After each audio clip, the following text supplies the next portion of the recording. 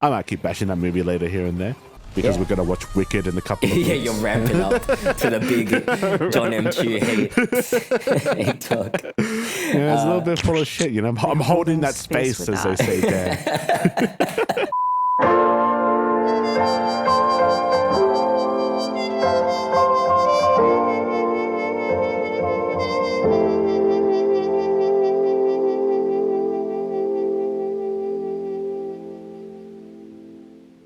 Hello, everybody, and welcome to another episode of Two Asian Blokes Podcast, a podcast where we talk about Asian pop culture, films, TV shows, comic books, anime, music, food, video games, whatever we're feeling at the time, really. My name is Dan with a H, and with me, as always, is my co-host, Tavi. Hello, Tavi.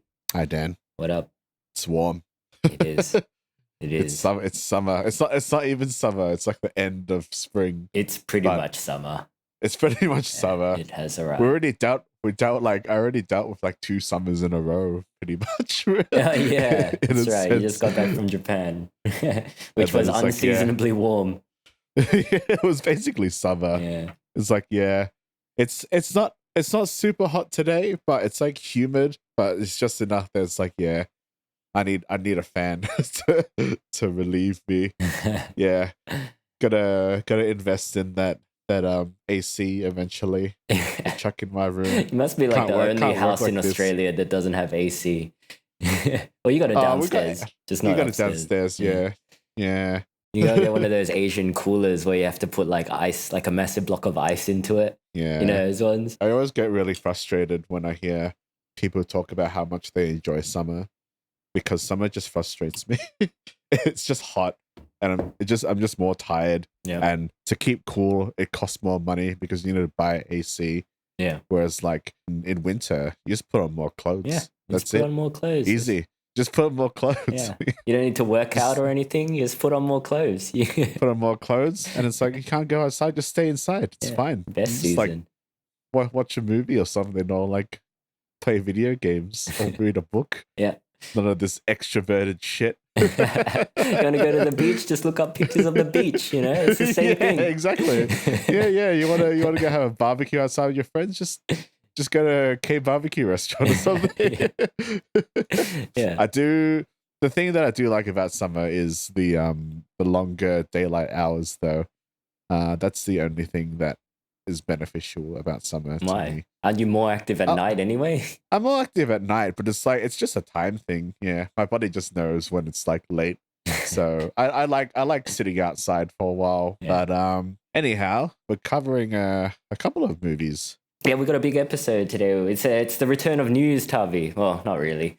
We'll be doing a bit of reactions to some Netflix anime teasers, as well as doing a mini review for the movie Grafted, which is a New Zealand indie horror film that we both watched.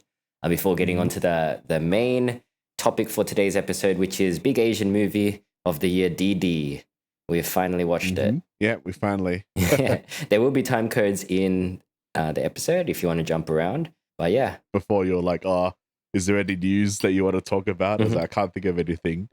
But there was like this happened about a week ago or something, where the United Nations are like pressuring anime in general from Japan. They want it to be more like basically more censored and more inclusive, right? So more woke is what you're saying. More woke. Yeah, that's what I'm saying. Anime's got to woke up according to the United Nations. And the TLDR for, I think, what's his name? The guy that did the Love Hina anime or manga. He had like a site or something that had like legacy anime up for free for people to read. And then a lot of it was like donations had kept it alive. But Visa and MasterCard, due to pressures and probably not wanting to support whatever comes out of Japan, they chose to sort of limit or basically end their partnership with this site to not let payment go through. So basically, it had to close. So most people who have been following this podcast know that I don't like censorship. So I think this is kind of like a crock of shit. Just let Japan be Japan. Let them create weird shit. That's why people like it. Yeah. And that's why I generally am more drawn to stuff coming from the East, because there is more freedom. Yeah. Because, generally stuff from like the West, especially, I'm not going to say there is like good Western animation for sure, but we are still under the mindset that animation is for kids, which still really annoys me. But it's I'm scared that Japan is gonna lose its identity, and this is not just from like anime. It's also like I noticed that I'm not sure if we talked about we did a Silent Hill let's play, which may or may be the ugly character models in video games. I mean I think that's a pretty stupid complaint, to be honest, but it is kind of along the similar lines of like, you can't really make a character in the style of, old school Lara Croft, I guess, in Western gaming studios, I think. Yeah, but no, I was going to say, not in regards to that, that is definitely a thought that we have talked about, but it's more so that I noticed that K-pop is getting really popular in Japan, and it's sort of like starting to supersede what J-pop is, like according to Japanese listeners or young Japanese listeners. And you and I, we enjoy K-pop. I mean, we fucking love Twice, and we cover a lot of K-pop with the most welcoming community of all time. Yeah, in they K-pop. love us. We started no feuds whatsoever. And I wonder if we're at the point where Japan is starting to lose its identity. Like, I've complained a lot about whenever we try to cover Japanese music, and I talk about how archaic some of the copyrights or the heads of those departments in Japan are. They don't really want it to be spread out so a lot of people can discover it.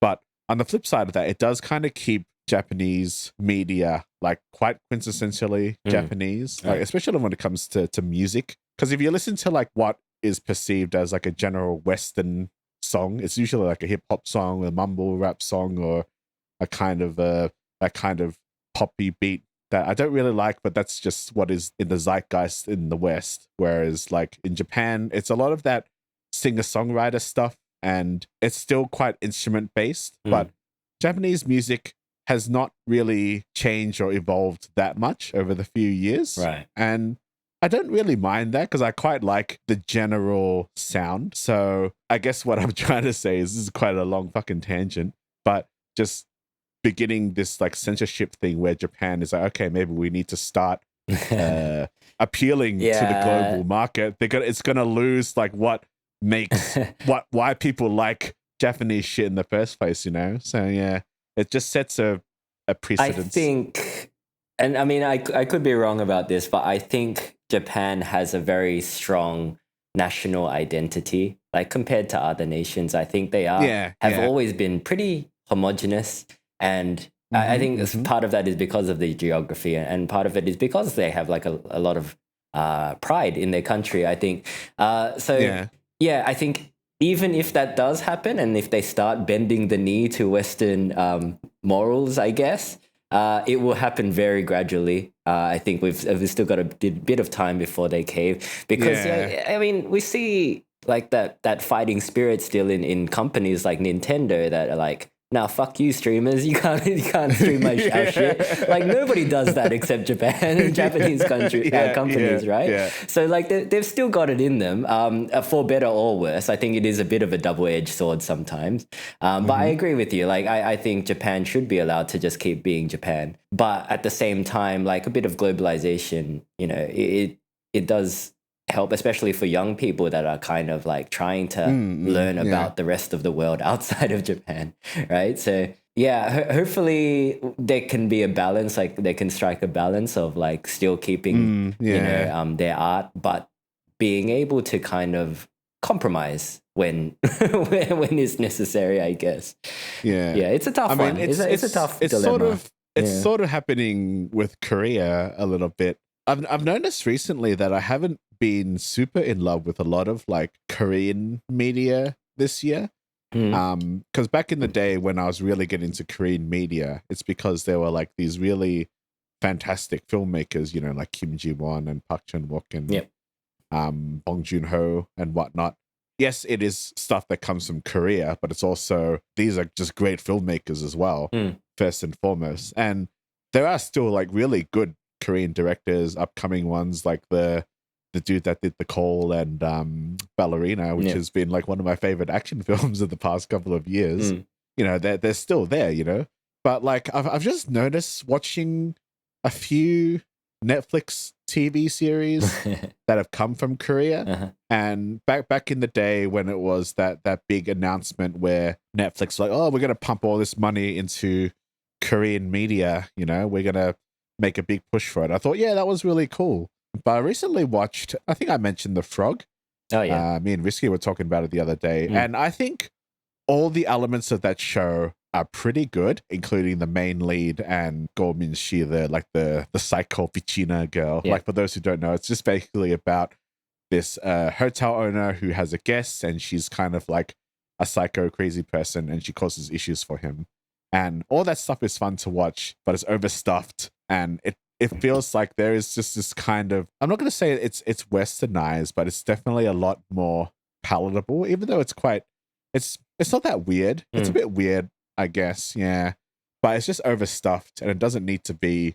I wish it was just a movie, and then they can cut out half the stuff. Yeah. Because the other half is good. It's just not that interesting compared to one of the other stories. And I was watching this other Korean show that has Lee Yu-mi in it because I'm a big fan, and it's called Mr. Plankton. And it's just okay.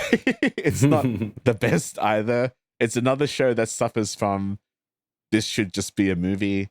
And even I've always been like standing Lee Yu-mi's acting. I'm not sure if even she's that good in that show. I think it's just like maybe bad direction or something. Right. So with this big push to create all this stuff and to create like basically the next Squid Game, there's just maybe too much of it, and it's starting to lose its quality a little bit. Yeah, okay. Yeah, I don't know. Yeah. Not sure. Because there've always been like shitloads of K-dramas that I just don't watch, It's even in the years of the Old Boys and, the Memories of Murders, like they've just been around. But I think the difference now is we've got much more access to them. So they're just kind of there, and we do watch them and we figure out, oh, actually, like more than half of these aren't great. But I don't know if that's something that's new.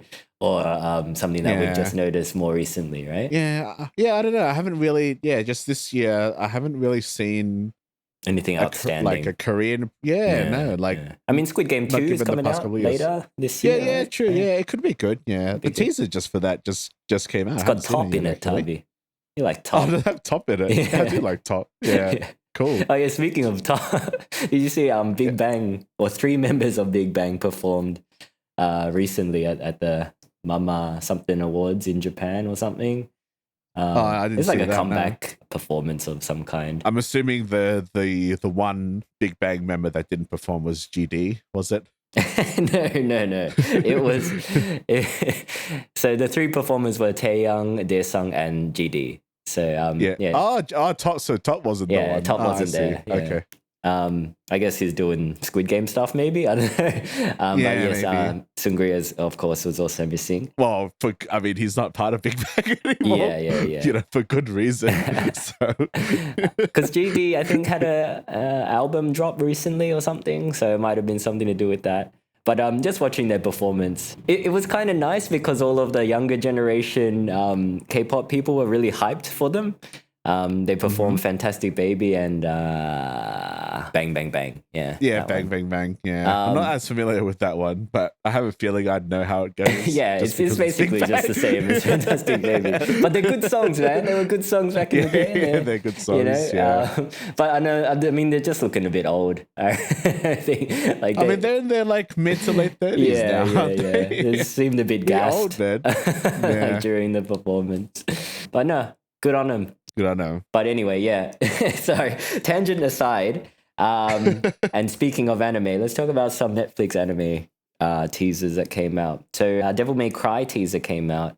So based on the Capcom game series by Hideki Kamiya.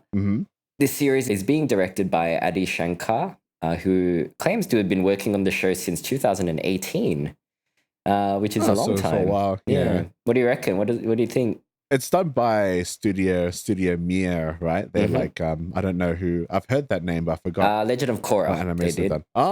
Legend of Korra. Yeah, and I see. Witcher anime that I didn't watch. Yeah. Because I saw the trailer and I noticed that like it doesn't really look like anime.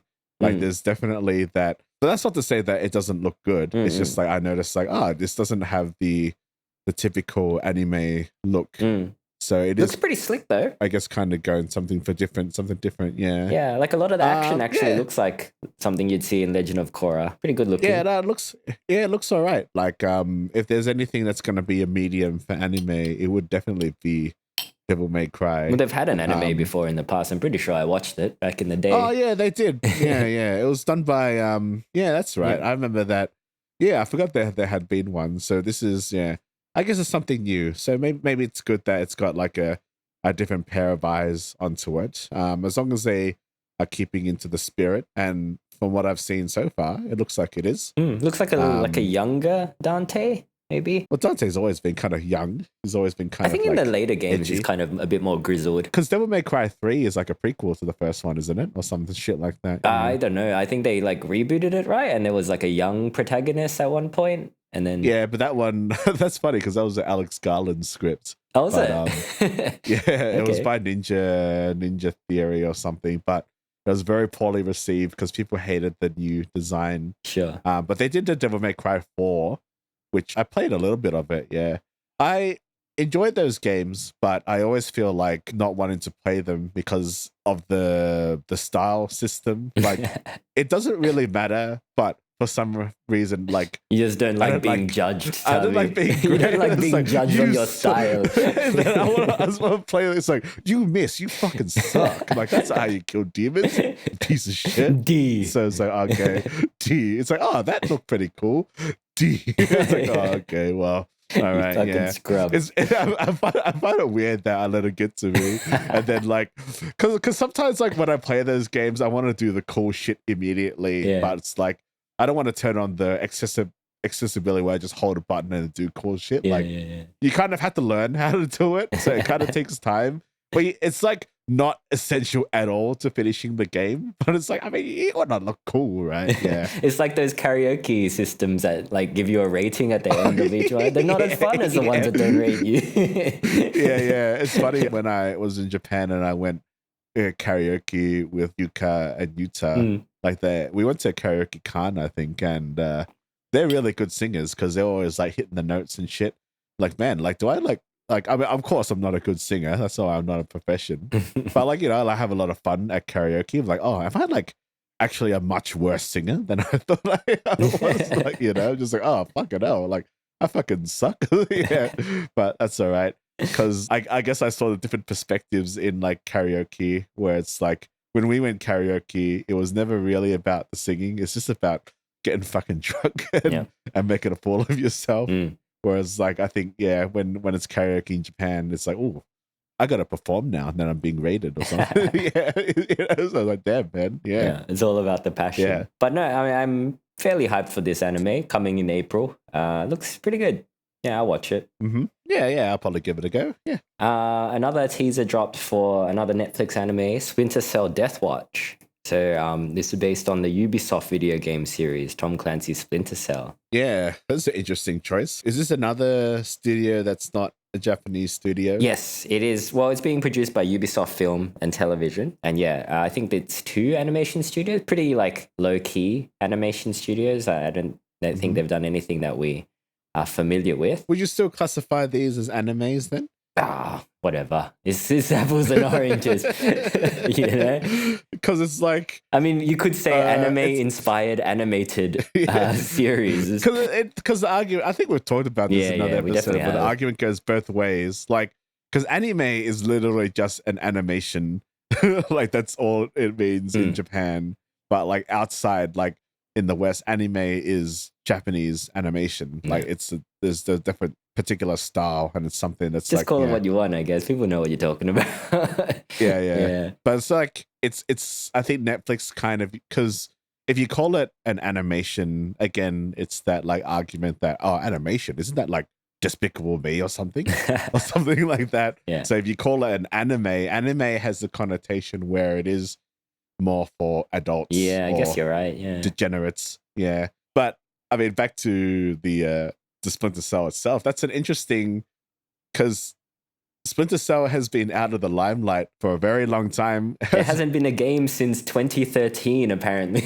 What was that? It wasn't Chaos Theory. That was the second one. It was Blacklist, which I played and really enjoyed. Yeah, I really like the Splinter Cell series Yeah, I know in you general do. Yeah. in terms You're of like the the only gameplay. person I know that actually plays these games. I know. The stealth game is we don't really get a lot of stuff. It's always kind of like pseudo stealth where like if you get spotted, just shoot your way out, it's fine. Yeah. Can't you do that in Splinter Cell? You just karate chop your way out if you get spotted? You get raided as well. It's like, you stink. At the end, it's like, you should have, you killed someone, you fucking... My favorite Splinter Cell one is actually Splinter Cell Conviction. It's the one where you're a rogue agent and you're on the run. So the only way to take down people is to actually kill them. So I found that really fun because I was always getting like the good marks, because most of the Splinter Cell games is you can do lethal and non-lethal takedown, but with the way that the story was told in Conviction is you could only kill, and like, that's fucking sick. Like, yeah, I do like all these really cool like John Wick-esque moves where I take out an entire room. It's probably it's ironic because it's probably the most action orientated one, I think, because you can get away with not getting spotted, but like the fact that you could only kill is like, yeah, I found that really cool. Yeah, I played that one a lot. I really enjoyed it. And it's like, it's not as with the Hitman games, which I enjoy. I find I get like choice paralysis. There's almost too many ways for me to like tackle a mission. And it's just like, oh, you can make this thing fall. Like, you can do that. It's just like, oh yeah, that's cool. But it's like, yeah, Splinter Cell seems a little bit more focused, where like, because you play Hitman games, like, yeah, wear this disguise. You say, hey, look at that guy, get him. It's like, why do I always get spotted? It's bullshit. Yeah. I think the AI has gotten a lot better, but yeah, certainly when I was playing Hitman, it was very hit and miss. Like, this fucking bullshit. Like, the game says I'm in a disguise, so why can't I disguise myself? And then the game will punish you. It's like, oh, you should leave with like without a disguise or something. And it's like, yeah, just let me play how I want to play. You don't have to rate me all the time. Yeah, but that's stealth games, you know. Stealth games are like that. Yeah. So, as the biggest Splinter Cell fan, Tavi, what do you think of this adaptation? I actually couldn't find the teaser for this. Okay. Well, it's voiced by Liev Schreiber. Oh, yeah. I guess I know in the games it's yeah. Michael Ironside, I think, is the voice. Yeah. But he's getting a bit old now. I think Liev Schreiber could do the voice. Like, if I'm just thinking and picturing his face and his voice, he could probably do it pretty well. It's gravelly. It's got the gravelly. Yeah, I wonder if it's actually the best medium for an anime, because you're basing it off a stealth game, right? Where most people don't like, because you have to take your time. 10 minutes of the episode is Sam Fisher just hiding in a vent. In a vent, yeah. And just like following route patrols and stuff. So yeah, I don't know how I'd like. Well, I mean, the games are based on books, right? So the books obviously have a narrative running through them. Yeah, it's kind of like, I don't know if they're based on books. Like, well, there's a book series. I don't know which one came first, the game series or the book series. I don't know if they're called Splinter Cell though. I think it's just a Tom Clancy thing. They just have Sam Fisher in them. Yeah, maybe, because like sometimes like Ubisoft likes to just chuck Tom Clancy's name onto things because it sells. Like, yeah. I mean, because Splinter Cell was 2002, so maybe it was based off something. I'm too lazy to reach over to my keyboard and look it up. So I'll just let people do their own research. Well, all I know is that there is a book series and there is a game series, and they came out at around the same time. So I'm not sure which one came first, you know. But I mean, the real question is, why are they doing this? You know, like you said, Splinter Cell is not really an active title. So I'm just wondering, like, why bring attention to it unless they're planning on releasing? Maybe they're planning on making a new game because they haven't released a game for a while, which I don't know, because I know gamers these days don't have the patience for stealth games, because everyone already struggles with like ADD and shit. So good luck. Like, I personally would love it if Ubisoft did like Splinter Cell game. It might actually bring them back into the limelight of gaming, because they've stop doing Assassin's Creed games. Nobody wants that. Yeah, without going into too much detail, Ubisoft has really been under fire this year for like flop after flop and bad decision after bad decision this year. So they could use a win, and I think Splinter Cell, I don't think it's going to be a big blockbuster hit, because not many of the younger generation would enjoy playing it.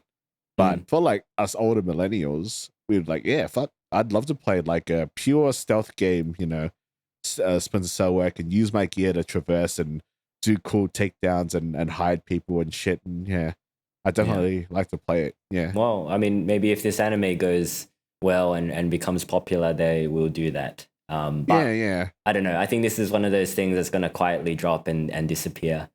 Yeah, I think so. Yeah, they should have done a dad action movie, to be honest.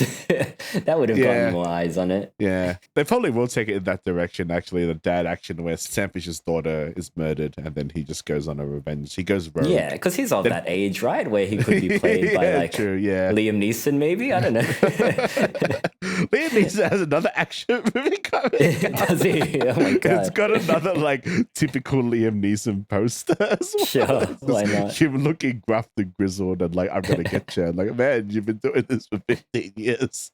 Hey man, he's earned it. He's earned his dad action phase. He's got his own genre. That's his own Liam Neeson movie.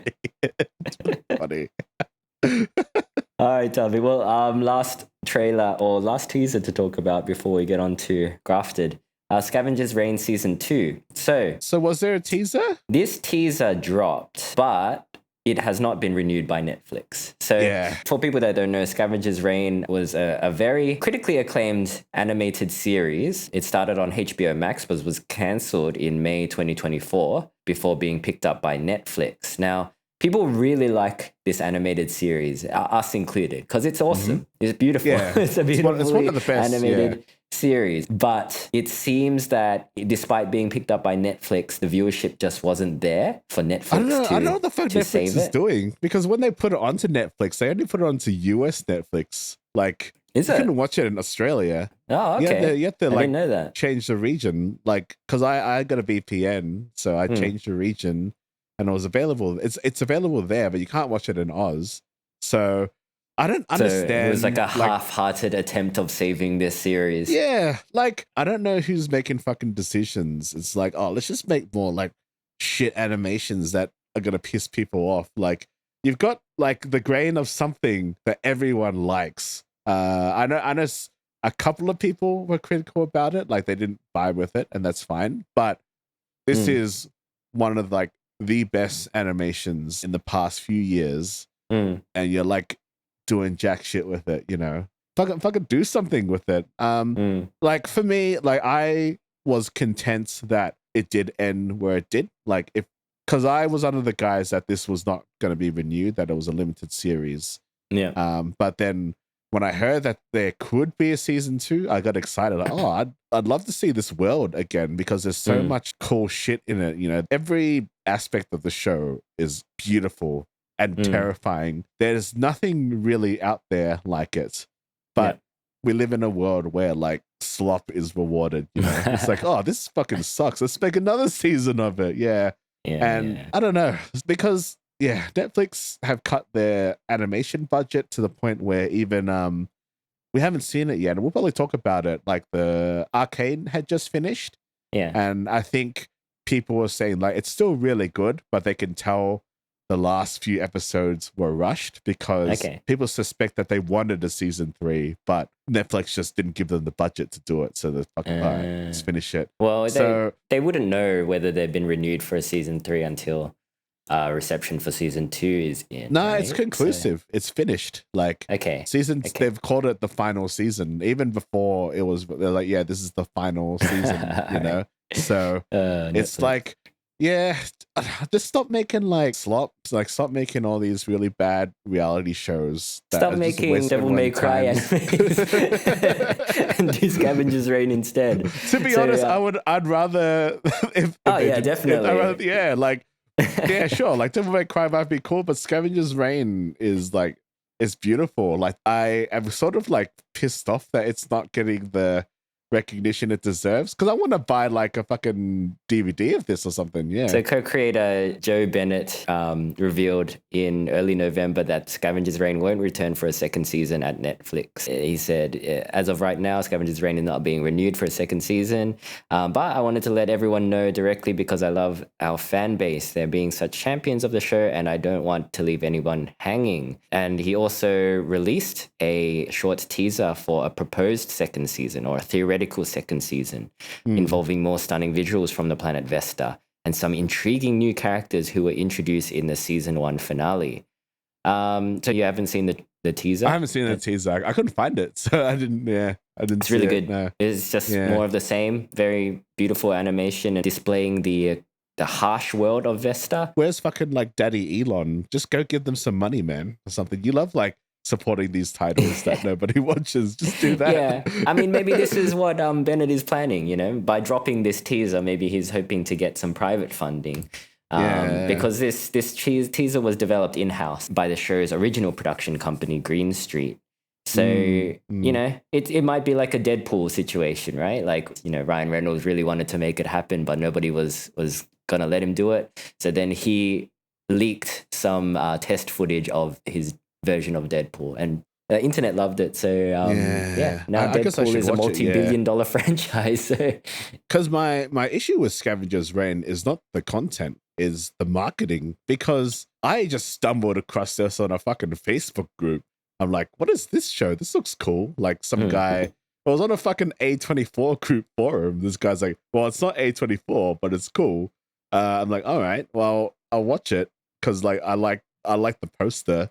I was like, damn, man, this ends up being one of the best things like I've ever seen. And this wasn't like, I just accidentally came across this. I feel like the letdown is in the marketing, and maybe they just didn't have enough money in the budget. But it's tricky because like I know executives like, oh, this is too weird, people. I don't want to put money. Let's just market like more slop or something. Yeah. So yeah, I mean, there's just too much stuff, Tavi, to market. There's only so much advertising space out there. Fucking Wicked has bought all of it, so like, you know, that fucking movie that doesn't really. That seems to have paid off for them as well. So yeah, but it's not a movie that people need to see. That. Shall we move it along, Tavi? But yeah, people should watch Scavengers Reign. Go watch it. Yeah, I don't please care. do. Just watch Scavengers Go watch Reign. it. Go support it. I want a damn season 2. Get us that season 2. Man, HBO, if you could give money to make a second season for Velma, you should have been able to make a fucking second season for Scavengers Reign.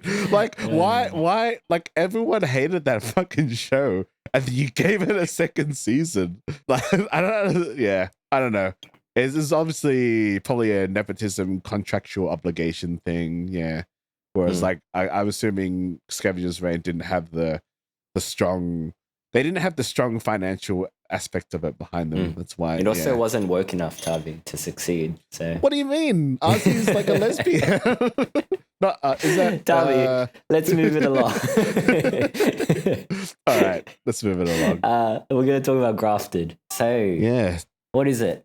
It's a Grafted is a movie that we saw 2 weeks later from whenever. Yep, some stuff has happened. Some stuff has happened. We don't need to talk about it. We don't need to air out our dirty laundry on air. But it is a movie we saw a while ago, so our memory of it is a little bit spotty. But let's power on like the troopers we are. Grafted, 2024 New Zealand indie horror film. So synopsis is: a bright but socially awkward exchange student takes her craving for popularity to horrifying heights. So it's kind of like a body horror, a bit light in tone, I guess, pretty satirical, kind of like a Substance, like a low budget Substance, I would say. Yeah, lower budget Substance. Yeah, I was actually very excited about this movie, and still am. And I did want to talk about this earlier, but as we said, some things fucked up during recording, and then 2 weeks later, I've kind of lost a bit of memory from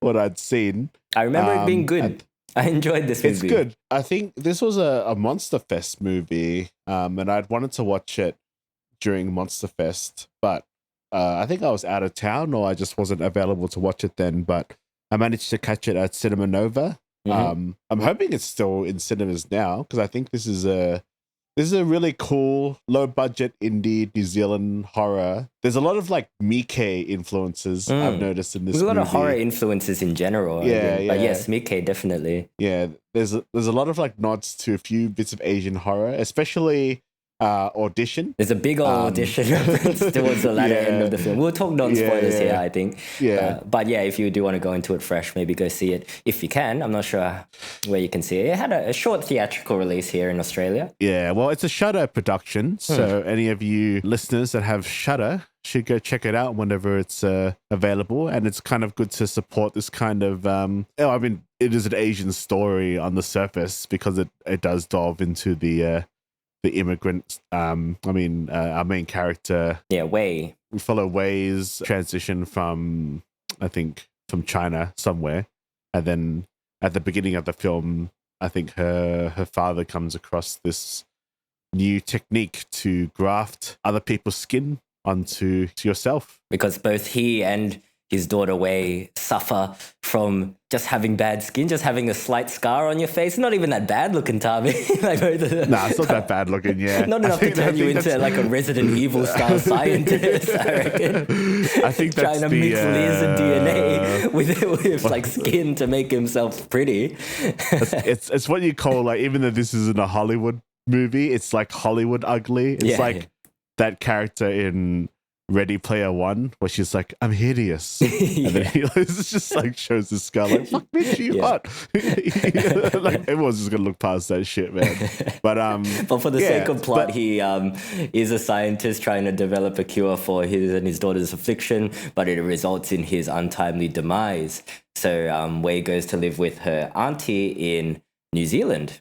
Of all places, Auckland, right? Yeah, which a place I'd never been to, except at the airport, and I thought the airport was not fun when I was there. But I think I was just in a bit of a bad mood at the time. I think that's indicative of Auckland in general, just a not fun place, judging from this movie, certainly. Well, no offense to it. Well, we can quote a New Zealander who has said that Auckland is a bit of a shithole. I won't name her now, but that's what she told me. So. Yeah, Queenstown's where it's at, baby. Queenstown. Yeah, where everything closes at 8:30. Yeah.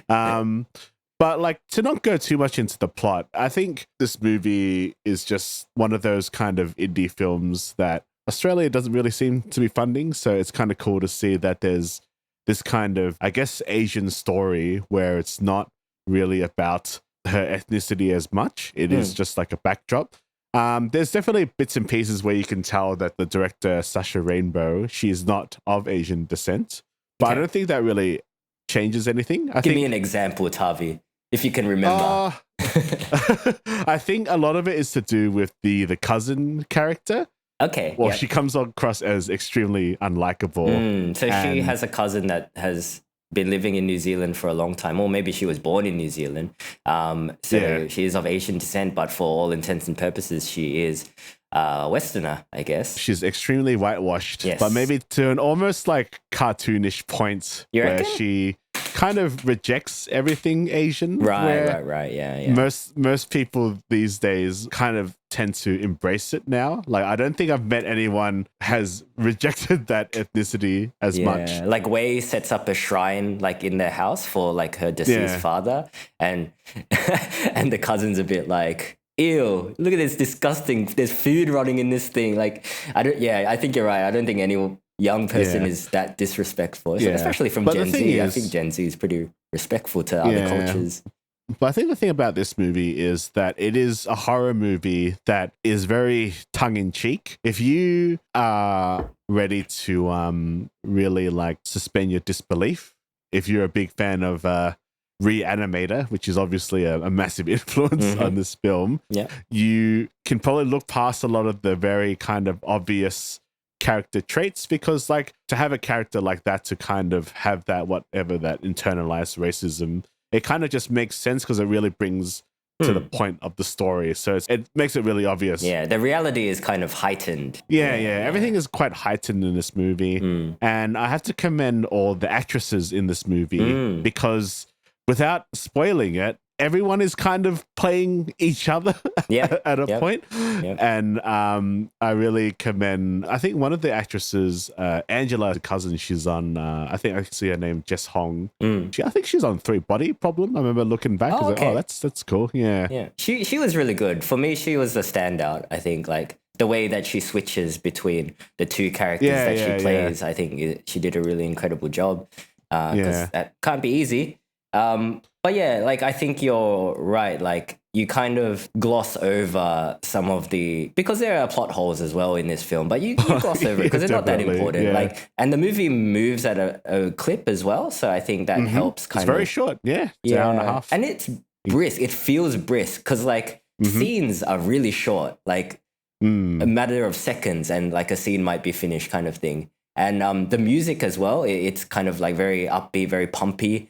So it is very much. It's very similar to The Substance, which I watched again the other day. Yeah, it's a great movie. So yeah, it does kind of carry you through any kind of glaring plot holes or character traits that might bother you in a slower film. And the VFX in this movie are very fun. I enjoyed all the horror elements, I guess the gore and the body horror elements of this movie. Yeah. Doesn't really shy away from the gore, which is refreshing. Yeah. You can tell that it's like a low budget film, but I think it sort of adds to the film's campiness. It adds to kind of the style of the film. Yeah. And I just really appreciate the kind of cinema that pays homage to a lot of the horror that you and I talk about. As we said, there's definitely Takashi Miike influences. Even the color palette, it's got this kind of sickly saturation to it, which is kind of interesting in the color grade. And the characters are kind of cartoony. There's like this villainous lecturer who's quite fun to watch. You know, he's just a classic villain, just a classic really bad dude.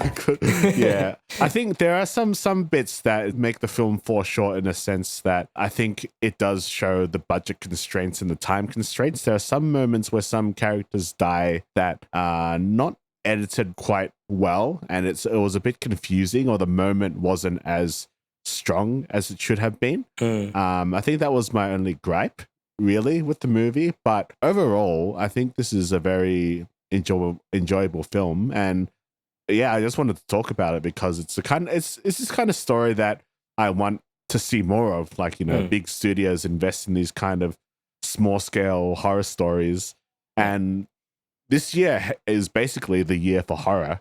Sure. And there's a lot of like exciting horror movies to come out next year. So hopefully once we pass all this stupid ass like Disney-esque blockbuster shit, there's actually good movies to look forward to. So I can actually go look forward to something like, I don't want to watch fucking Wicked. I want to watch Nosferatu. Well, I think if you enjoyed The Substance, you would enjoy this movie because it touches on similar themes as well, kind of like beauty standards. I think the themes can kind of be interpreted twofold. There's the whole beauty standards issue, but also like, I guess if you're looking for that Asian identity story, there is a bit of that as well. Like, in a way, as an immigrant, she's trying to assimilate into her new life in New Zealand and trying to kind of fit in to the point where she's peeling off other people's faces to put them on. A bit of fun. Bit of fun with the classic Asian identity story that we've seen. I kind of want to see more of these, like, kind of. I mean, I'd hardly say this is really that much of an Asian identity story, really. It's a horror story. Yeah. But I think we kind of get a bit beaten over the head with a lot of the finding yourself in a fucking, as a westernized Asian story. Some might argue the main movie we're going to be talking about in a little bit does kind of hit us over the head with it. Yeah. So it's refreshing to see. Which is not always a bad thing, but there is something to be said about subtlety sometimes. Yeah. But it's just refreshing to watch just a movie like, there's Asian characters in it, but it's like, because you can't really change them, but it's also not the bigger aspect of the film. Because some of the, I guess, the gags, they wouldn't work if Wei wasn't Chinese, I suppose. Yeah. It's really fun just watching the performances without going into too much detail. Yeah, just watch it for... Yeah, just have a lot of fun. Get some popcorn, get some buddies. It's not too graphically violent. The Substance is a lot more violent, and I'm assuming Terrifier 3 is way more violent than this, which I'm looking forward to watching over Christmas. So we'll see that. The perfect Christmas movie.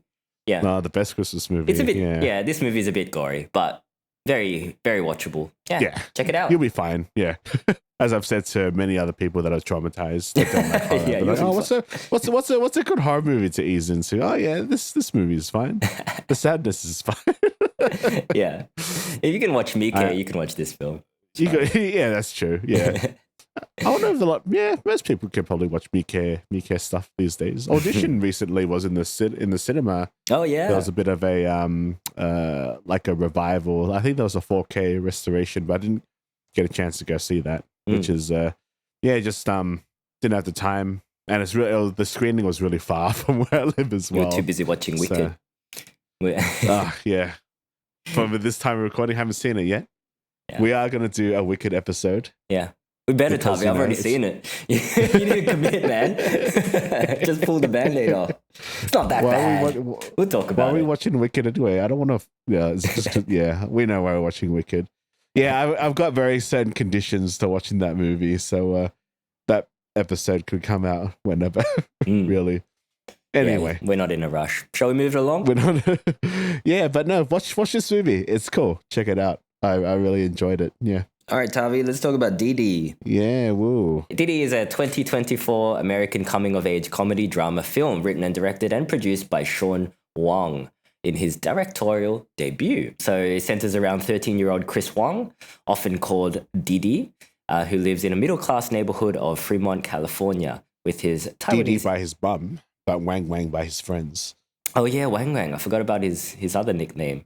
Have you even seen this movie, Dan? Have you really forgotten that much? It's been 147 hours since I watched this film. Sorry. Excuse me. But no, thank you for the reminder. Yes, Didi or Wang Wang, he lives with his Taiwanese immigrant mother, Chung Sing, and Chung Sing's demanding mother-in-law, Nene, and also his older sister, Vivian. So Nene.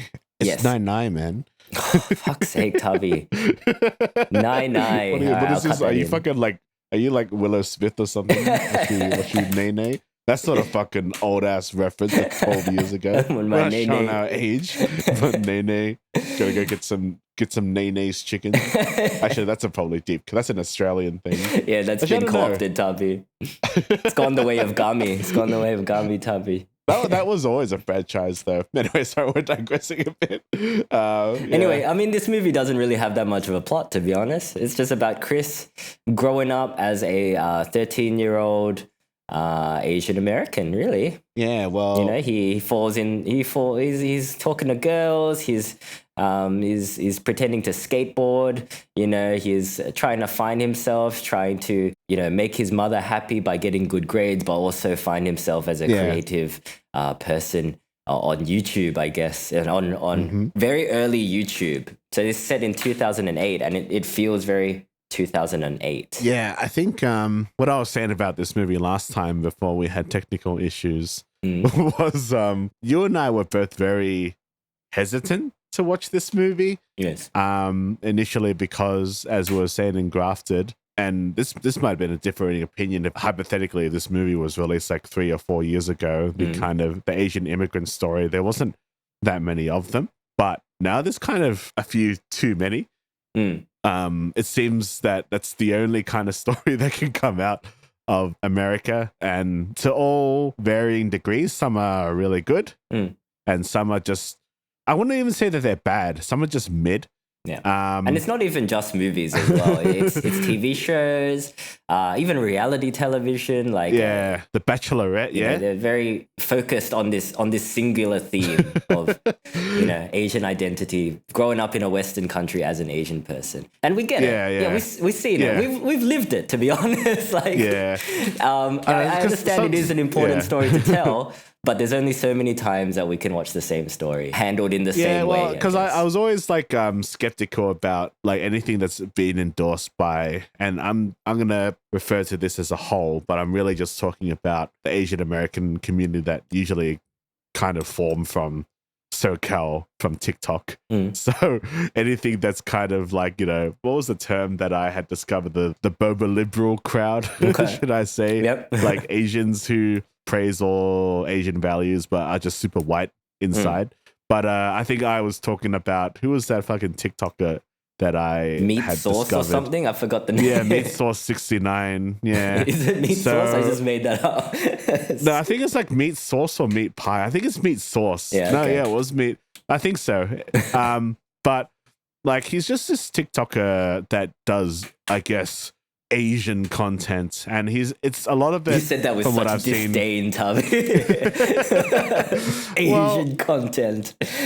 I mean, he was a dude that would just go to this really popular donut bakery or something that is not even Asian themed, but apparently it's a bit of a hangout now. And he just goes there and makes like stupid TikTok videos about ABGs and all that shit and that kind of culture.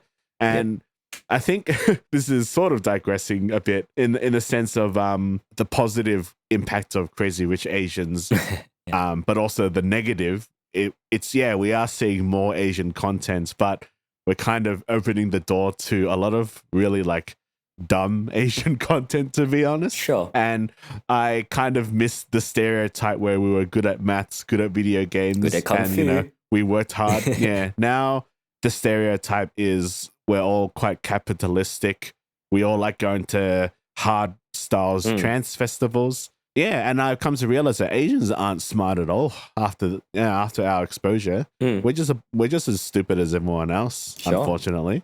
So I get what you mean. Like, I think with any like boom in representation, there's going to be positive representation and negative representation. And some people's version of positive representation might be different to your version of positive representation. I think for me, it's don't just be so fucking diplomatic.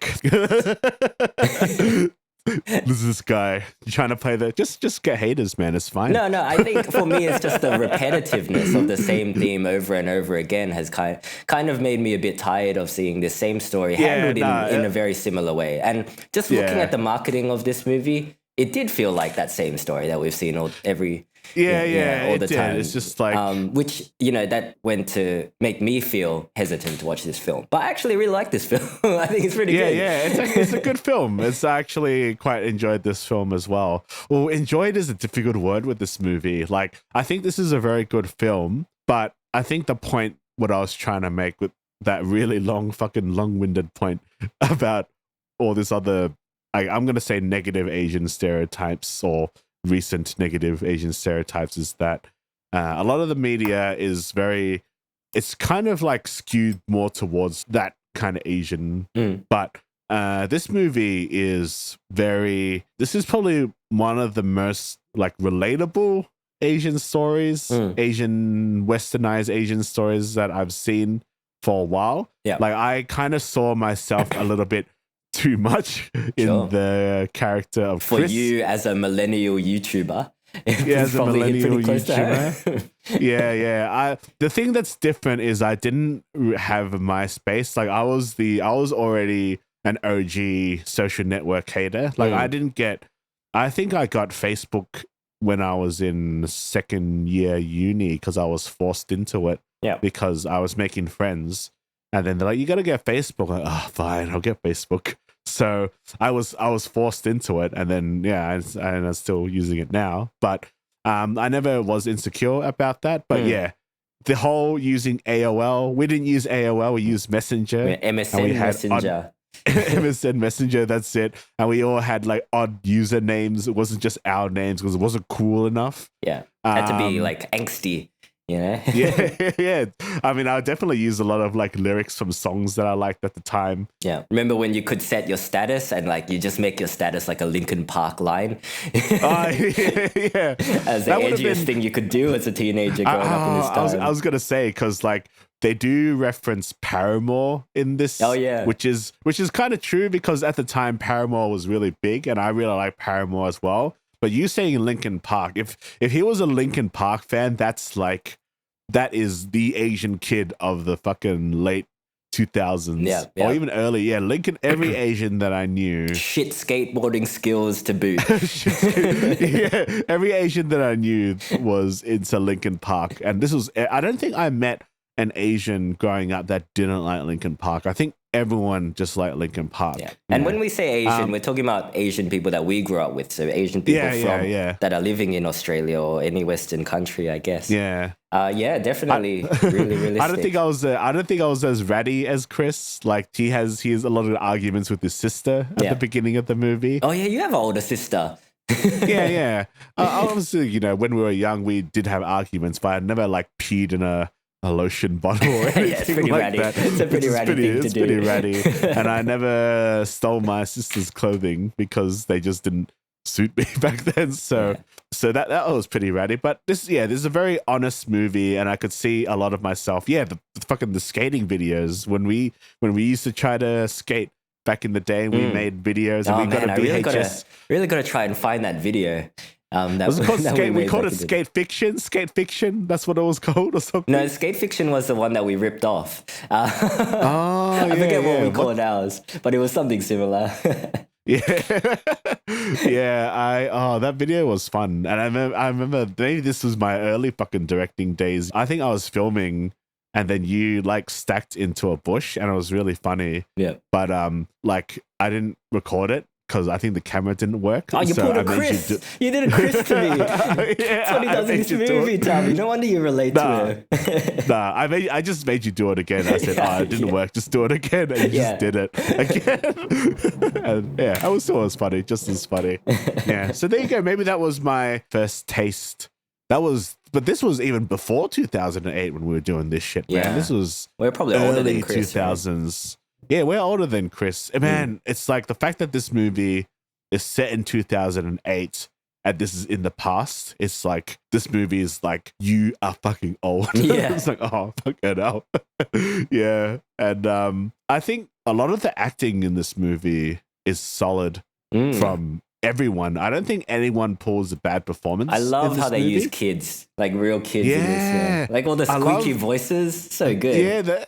Yeah, and the way that they write the dialogue is normally dialogue that I don't like. But the thing is, that kind of dialogue, if you're writing it as an adult character, it kind of shows that, this sounds like a guy who's trying to sound like an edgy kid. But it 100% works in this film because a lot of his friends are just over swearing. And just...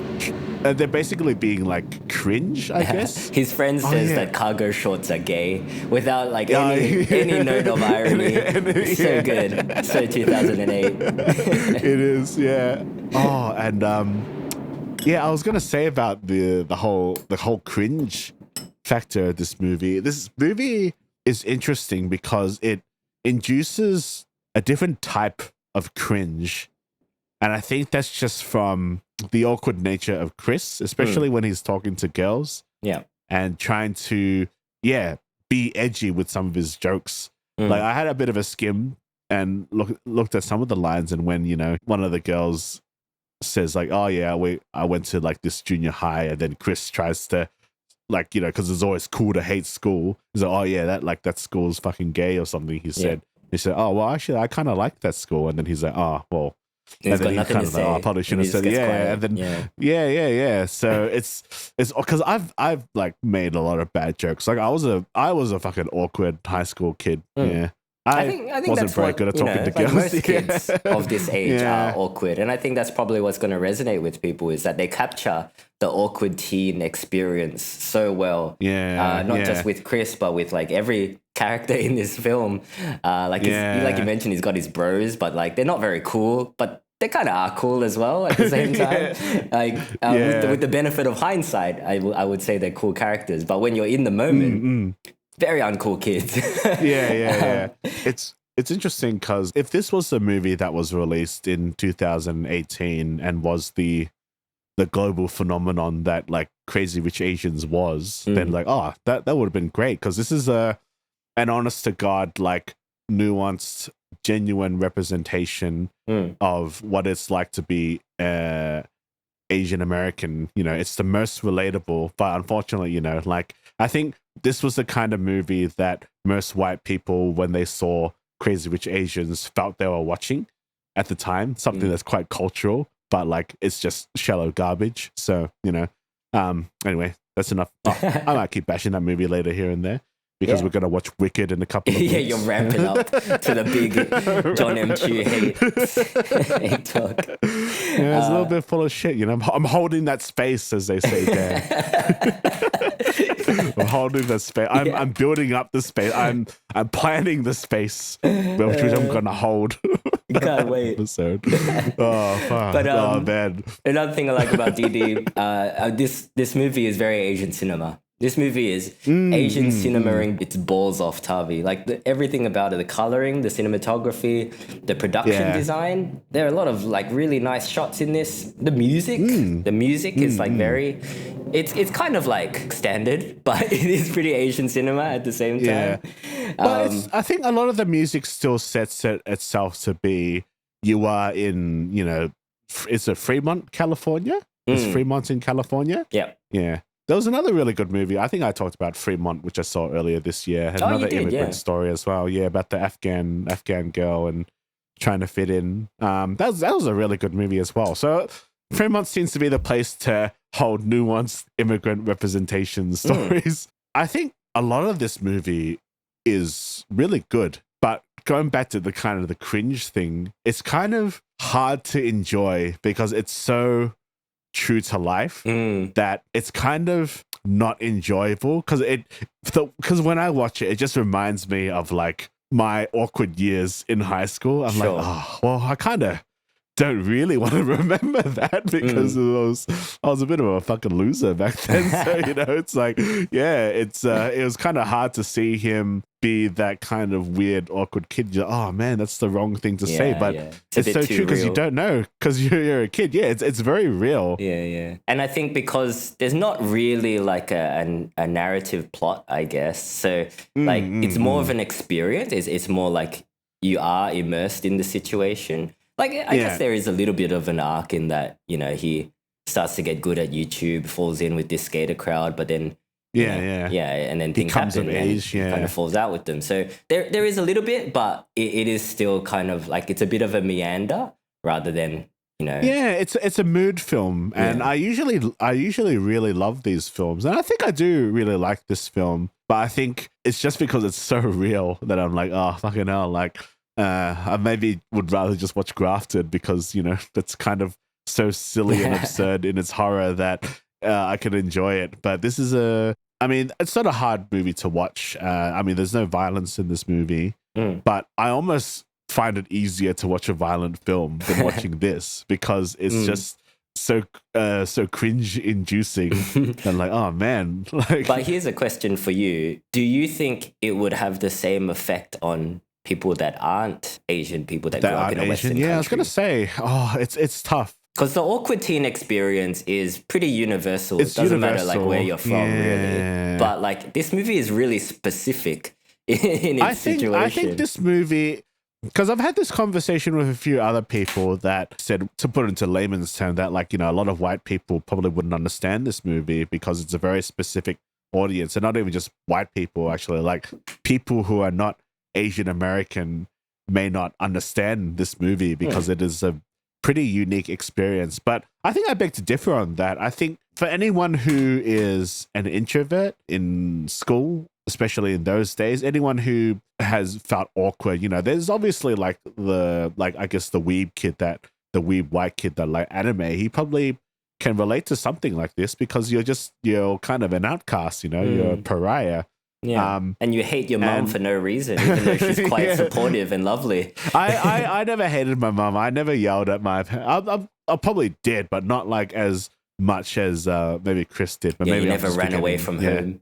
I never ran away from home. Yeah, I always enjoyed my parents cooking and stuff. Yeah, but I think this movie, it's hard because I can't separate because I'm not white, so I can't separate myself that much. But I think there is enough in this movie that if you are open-minded and if you can just stomach the Asian face, then I think a lot of this is relatable to you. And I think that's the strength of a lot of great stories, is that even though you are a different person or different, say, skin color or whatever, like, experience is universal. I mean, I talk about the French Iranian animation Persepolis, Yeah. that was made ages ago.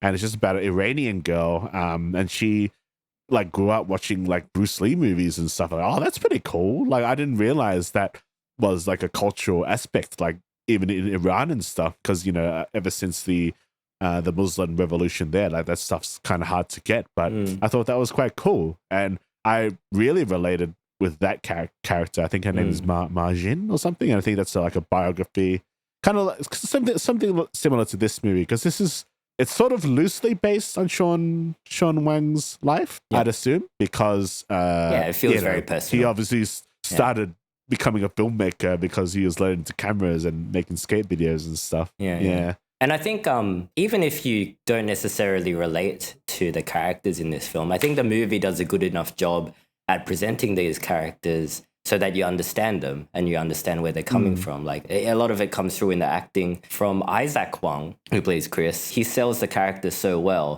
Like, because we've watched like coming of age stories from other countries, right? And we get it. We can feel what the characters are feeling. So I don't think there's any reason why, like, even if you are like not Asian, that you wouldn't be able to understand and appreciate this film. Because I think it you know, it's clear enough. It does well. I mean, one of the things that I liked about this film, it's kind of a smaller arc, but the relationship between like Sean and his sister, because it's so like tumultuous at the start. And then it's like something simple that like, you know, she kind of has a go at him and then he's just like, fuck, why are you always so fucking mean to me? And this is like kind of the backdrop that she's going to be like leaving soon to go to like college.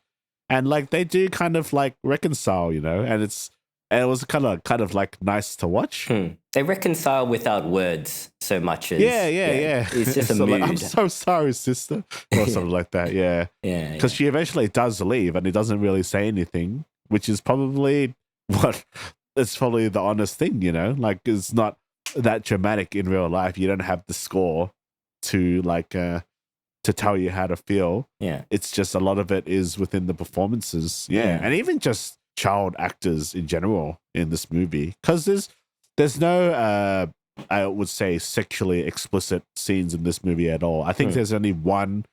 It's suggestive, but nothing happens. It's kind of like a plot point that kind of involves it's the teen experience. Everyone's talking about sex, but no one's actually having sex. And then when that moment does come to fruition and then Isaac reacts the way he does, it's like kind of painful to watch because it's like, oh man, it's tough, but it makes sense. Yeah, it's tough, but it's not overly dramatic. This isn't an overly dramatic film. I think there's no like snot dribbling out. You know, it's kind of acting. I had a couple of friends who watched this movie during the Myth screening, and they said they basically had, I think there was like 3 or 4 Asian girls behind them, and they were basically like wicketing their way through the end of the movie. Yeah, I mean, that's not to say it isn't moving. I think it is quite a moving film at times. Like I would applaud people for, I guess, wicketing during this movie, because this is a movie that does deserve your tears. I mean, I didn't cry, but yeah, I mean, like I because you got no soul. You cried during Wicked, though, right? Of course. Did you feel yourself? I'm only human, after? Tubby, you know. But no, I think I enjoyed the character of the mum. I think a lot. I think she's a character standout for a lot of people. Yeah, probably out of all of the characters in this film, she's the one that is designed to kind of tug at your heartstrings.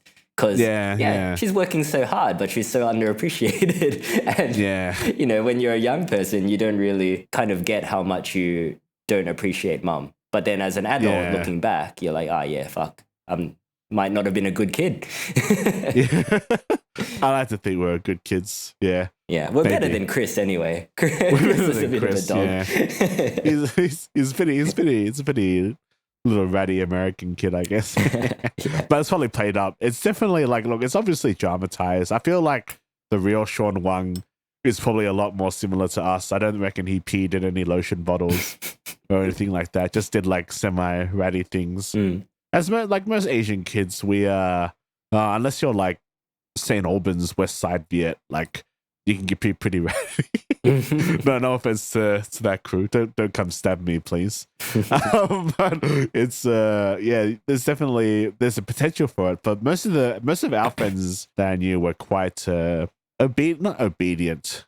What's the word I'm looking for? Good eggs. Yeah, I guess we're all good eggs, I suppose. Yeah, none of us really rebelled. I mean, there are some instances, but we might not have been extreme. as cool as Chris. Yeah. It's pretty cool going to like an older kid's party and accidentally inhaling a joint. Yeah. That's a pretty cool thing to do. Did you go to those parties? I went to a couple of them in high school. Sure. There was some because like I went to a predominantly like white high school, so there were a lot of those parties. I didn't really start going to them until I was 18, I think. Because I wasn't really one of the cool kids. Because I went to school in Sunbury, and there was an area called the Nook, I think is what they called it. It's sort of like off the beaten path a bit. It's where all the cool kids would go and do drugs and drink. But I never went there because like I had a pretty strong anti-drug stance. And I kind of still do. That's not really my thing. You're like Tyler, the Creator. Yeah, I'm straight-laced. Yeah. Especially a lot more these days because I'm in my mid-30s now. Yeah, and you will literally die if you ingest any kind of substance. So I don't do anything. Your body will just shut down. I'm just like, nah, I'm good, man. Yeah. I was like, if I don't drink that much anymore, I'm certainly as hell not going to do drugs much. But I'm open to doing psychedelics at one point because that's what every filmmaker has to do. You gotta psychedelics. Do it. Yeah, I've never done psychedelics. That's how you strike gold, like Wicked. Yeah. But no, if you're like us and you only saw the marketing for this film and that has given you pause to watching it, I would say just dive in, man. Just throw your preconceptions out the window. Just jump into this film because it's pretty different to what the marketing puts forward, I think. Like, I thought the whole YouTube thing was going to be like a big part of the story, but it's not really. Not really. Yeah, it's just another thing that happens to Chris along his journey. Yeah, it's not like, he's got a dream where he wants to become like a famous YouTuber and he goes to workshops to achieve that dream, It's not that. It's just like, he dabbles in it. It's quite literally a coming of age, like he's growing up. Yeah. This is one of the things he does. Yeah. It's one of his weird hobbies that he does. He goes to tutoring at one point. That's pretty fun. Smacks the kid in the face. Yeah. Yeah, that's pretty relatable. Did you ever punch anyone growing up? I've never been in a fight. Yeah, no, I've never been in a fight. I'm too likable, Tavi. That's right. You can tell me off air about like samurai swords and kids getting their arm cut off. Yeah, but I do like the diverse representation. I'm using that word here in this film because it is an Asian-centric film. There are, white kids in it. I think they're pretty accurately portrayed as well. They don't take their fucking shoes off when they come into your house. It's a pretty white kid thing to do. Yeah.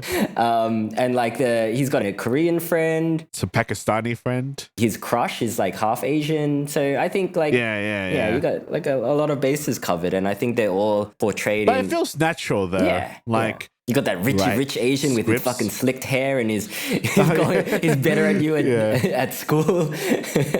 Yeah. I think these days, a lot of people who are organically trying to write a diverse cast, there's the challenge of trying not to make it feel like you're writing a tick box movie because Disney has fucked that to the point where anytime anyone sees anyone diverse, it's just a woke movie. But that's just not the case. It's like, no, this person this is my life. It's how it goes. Like, oh, you woke bastard, get out of here. That kind of thing. It's like, oh, just relax, man. Like, this diversity is real. Like, it makes sense to a story. But, Disney's kind of run that too much. And then they've just, Disney, I mean, Disney's fucked everything. So, yeah. Yeah. Yeah, it's not the focal point of this film. Like, the diverse cast is not the focal point. Representation is not really the focal point of this film. Your school was more like his friends, right? Because my school was mostly white with maybe 5 Asians and 2 South Asians, like from Indian or Pakistan descent, from my memory. Yeah. I think my school was a bit more diverse than your school in Sunbury. Yeah. I hear Sunbury is quite diverse now, though. I hear there was a big influx of Asians at a point. I haven't been back there in a long time. There you go. They go where the real estate is cheap, Tavi. Yeah. Well, I don't think it's that cheap there anymore. Because when I was going to school there, it was still part of the V line. If anyone doesn't know, V line is country trains. So they take longer. If you're getting into the city from Sunbury, you have to wait for ages. The carriages are comfy, they're nice, but the tickets are usually more expensive. But then it became part of the metro line, so then you can get all the junkies on there now that go to the west side. It's basically the west side's main line. It goes through like Sunshine and St. Albans. Oh, okay. So would you say Sunbury is like the Pakenham of the West? I guess so, yeah. The Frankston line, of the West, I guess. That's a Pakenham line. Oh, no, it's Cranbourne. I think there's a Cranbourne line. Yeah, I don't remember. For you Aussies out there having a listen, yeah, I would say that it's the Frankston line of the West. Well, Frankston's on the up as well, I hear. So I guess it's just time and progress. Yeah, I mean, there was a fucking stabbing there the other day. Oh, well, I mean, baby steps, Tubby, baby steps. No, I worked in Frankston for a little bit and it was all right. They've got Gami there now, Dan. Yeah, of course they do. I had Gami and then I didn't have tteokbokki or any of the radish. And then I think that's when I had come to the absolute realization that Gami is no longer Gami. It's just another fried chicken joint, which is still good, but it's not as special anymore. For those that don't know, Gami was a singular spot in Melbourne at first that did really good Korean food, very authentic Korean food. Korean fried chicken they were known for, chicken and beer. And it is literally like KFC, but to the point of it being an actual franchise, what it's like to walk into the Kentucky, but it's, Korean. Yeah. It no longer resembles its humble Korean influence.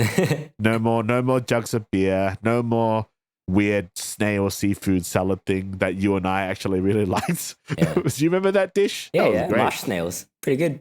Yeah. Not as much really food in this movie as you usually see in an Asian film, now that you mention it. Yeah, which is kind of, I didn't mind that because they're always fucking making dumplings in movies. Like, oh, yeah, see, we make dumplings every Sunday. You're kind of like, yeah, man. Like, we eat burgers and shit. It's fine. Like, we don't need to fucking eat like pho and fucking dumplings and chao siu all the time or whatever, It's like, it's not the big thing, yeah. And then it's none of that, like, oh, is there a scene in this movie where he brings his lunch and then a kid is like, you? Am I thinking of something? I think I was watching another movie. Oh, was it Grafted? Actually? It might have been Grafted. Yeah, it was Grafted. Yeah, in Grafted they got to eat yum cha and there's some chicken feet on the table. Oh, yeah. Yeah. Yeah, I think I'm back to that movie. I think that's the point where it's like, it's a bit in your face. The odd reactions. Yeah. Well, actually, I mean, like, I guess because this film is talking about the Asian experience. Like, did you ever take some of your white friends to like Asian eateries, and then were they quite often appalled or quite accepting of it? No, my white friends actually really like coming to my house for food. I think my mum served better food than they used to being served at their own house. And converse to that, like whenever I went to their house and had like a chip sandwich, like a potato crisp sandwich, I'd be like, wow, this is the best. So I think, as kids, like maybe as boys growing up, you kind of just want something that's different to what you're used to, I guess. I think for me, it was, I've seen a mixed bag of reactions. I've seen people who just flat outright reject it. And I still know white friends who are married to Asian women, or, particular couple that... I know who you're talking about. Listening to. I know who you're talking about, Darby. And we'll still just refuse to eat Asian food. Sure. Just because it's comes to my house for Christmas, goes to McDonald's. Very disrespectful. Doesn't give a fuck though. You can eat what you want. I want people to be comfortable. I'm not holding a grudge. It is a pretty white thing to do. But I think most of the case, I think this was when we were growing up, just outside of high school, and because I didn't even know what Korean food was then until you guys started taking me to the net cafe, and I'm like, what is this fucking? I was like John Blackthorne, like eating kimchi. Like, what is this? This kimchi, dude. What is this red pickled cabbage thing? What is this? And then I was confused by a lot of this stuff. And at first I didn't like it, but you want to fit in. It's like, And I think, and now it's like one of my favorite things to eat. That was your approach to K-pop as well. Yeah, it was. So I fucking hate this commercial garbage shit now. It's just like, Nayeon and Yeah. you know. Look out for our twice reaction. Maybe coming out before this episode or after. Who knows? It's funny because then it got to the point where most of the, I guess, I'm just gonna say non-Asian friends who I would take to them were quite positive, and I thought that it's just normal because it's Melbourne. The Melbourne palate, we got quite a good palate here in Melbourne because the food here is fantastic. Yeah. So you can get food from anywhere in the world. Yeah. So why would you go to McDonald's when you come to my house for Christmas? We got all this food prepared for you. Why would you go to McDonald's? I'm not holding a grudge. I took a bunch of friends to this laksa place. I think it's called Laksa Bar in the city. It's closed down now. I think it was a victim of COVID. Like, I really liked that place, and then I took a group there, and then like most of them just didn't like it, and they're like, "Oh yeah, like I know I can get better laksa." It's like, "Oh fuck, man!" Like I was just like, "Gee, like, all right, well, I'm never gonna fucking suggest another place again," you know? Because I'm like, "Damn, like it's laksa. Like I thought you guys loved that shit. This is shit." But it's like, yeah, just a lot of unfinished plates of food, and I like scoffed everything down. Yeah, sure. I mean, Melburnians can be snobby. Yeah, but it was good laksa, man. Yeah. But that wasn't always the case. I think I had met like different group. Like I think I had another group that I kind of not a falling out, but that group I didn't see as much anymore. Then we went to other like Lao noodle places and stuff, and that was my favorite restaurant at the time. But that's closed down now as well. Yeah, good stuff. Good food. Yeah, but anyway, which Didi doesn't appear in Didi. Yeah, I honestly don't have much to say. It is what it is. It's a really good experience, I think, especially if you are an Asian that grew up in a Western country. But even if you're not, I reckon this is probably a really enjoyable experience for you. Yeah, there's not there's not a lot that happens in this movie plot wise, and it's not, and even that's not a fault. I don't think. Yeah. It's not even. It's a really easy movie to understand. So this is definitely sort of an experience movie. You'll definitely resonate a lot more if you are a westernized Asian person. But I think it's a good movie in the fact that he's not trying to find if he's more American or he has to go back to China or whatever. He's just growing up. Yeah, and that's the card he's been dealt. And yeah, he's made an excellent film. It can be pretty hard to watch. I'm not sure if this is a movie that I could watch over and over again because in terms of enjoyment factor, it's quite low because it's too real. I think this movie for me, but the realism of this movie is really spot on. I think everything is very well done in this movie. Good shots, great acting. Again, especially in the West, we've seen a lot of like American films of really bad like kid actors. Yeah, you know, but great performance from all the characters in this movie, and that's comes from it had to come from like a really strong direction. So just a strong vision. Everything is quite period accurate. Again, like if me and the character of Chris being like different was probably a good thing, because if he was exactly like me, then I'm like, well, I've just seen my whole like high school life, and I've Sean. Pursuing litigation. Nah, good on you, Sean.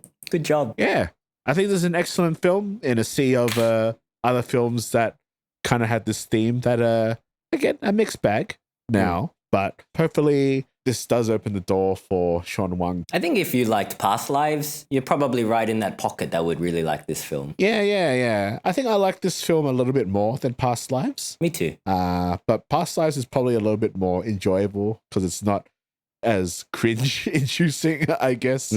Yeah. But no, I think this is a good movie, and it's a good celebration for the Western Asian story. So stop watching YouTubers like Meat Sauce 69 or 96 or whatever.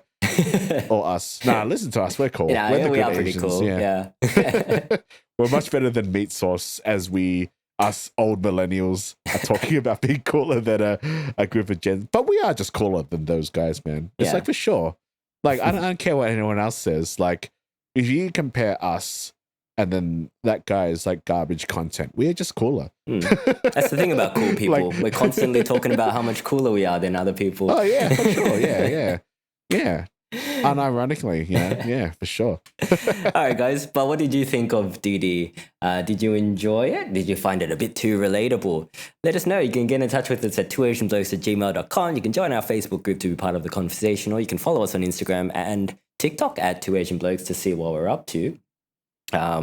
Sorry for the lateness of this review. I guess it took us a while to get around to it, but I don't regret watching this film.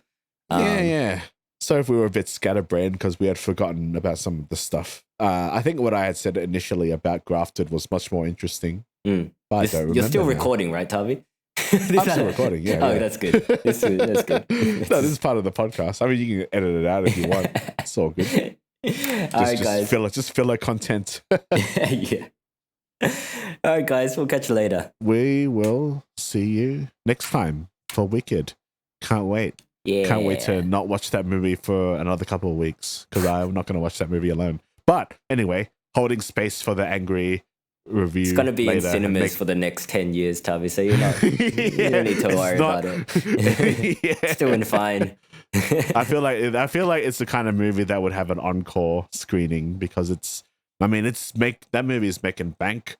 I actually think Disney is probably super pissed off because they have 2 movies out in this blockbuster season. And I think Wicked will make more than these 2 movies. It's going to be a revival of MGM. Does MGM own Wicked? They must own Wicked, right? They own the Wizard of Oz. Yeah, I think so. Do they not? Yeah. I don't know. Who knows? We'll talk more about Wicked when we when you actually watch it. I've seen it. You watch it. You go watch it, and I'll go watch it again. You gonna watch it again? Yeah, You're gonna sit for 2. Has the space that you held for it? Is that being like evacuated now? I just can't get enough of Wicked, Tavi. I just want to watch it again. Yeah. I want to go on a sing-along session. You have to build more space and another floor plan in your mind. Then you got to hold that space. Yeah, I got to hire extra carpenters and shit, Tavi. I got to get the lumber and the permits to build more space. Fucking hell. All right. Enough.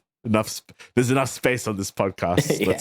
Let's drop the space and we'll see that space next time. Space. All right. See ya.